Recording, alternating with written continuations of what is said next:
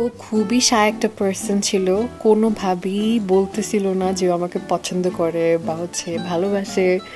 So I proposed হিম। প্রথম থেকে এখনো পর্যন্ত আমাদের ভালোবাসা একটুও পরিবর্তন হয় নাই। ইভেন আমার মনে হয় আমি এখন ওকে আগের থেকে আরো বেশি ভালোবাসি। কিছুকাল মনেরই কাছে গেথে রয় ভরে যায় বলে ওঠে মন ও আমার হাজব্যান্ড হওয়ার আগে আমি বলবো he is my best friend. লাইফের এভরি সিঙ্গেল মোমেন্ট আমি ওর সাথে শেয়ার করি। ভরে যায় বলে ওঠে মন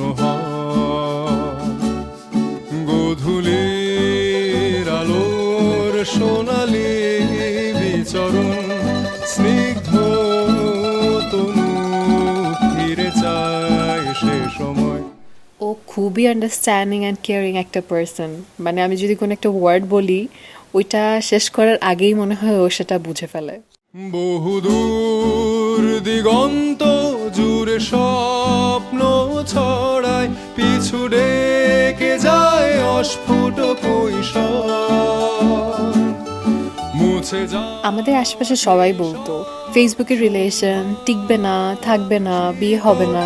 আমাদের প্রাণে ডেকে ওঠে মনোহর কিছুক্ষণ মানুষ বলে বিয়ের পর ভালোবাসা নাকি পরিবর্তন চলে আসে, সবকিছু চেঞ্জ হয়ে যায়, কিন্তু আমার ক্ষেত্রে এমনটা একদমই হয় নাই। আমার মনে হয় যে ওকে আমি প্রতিদিন কেন জানি নতুন করে ভালোবাসি। মনেরই কাছে গেথে রয় ভরে যায় বলে ওঠে মন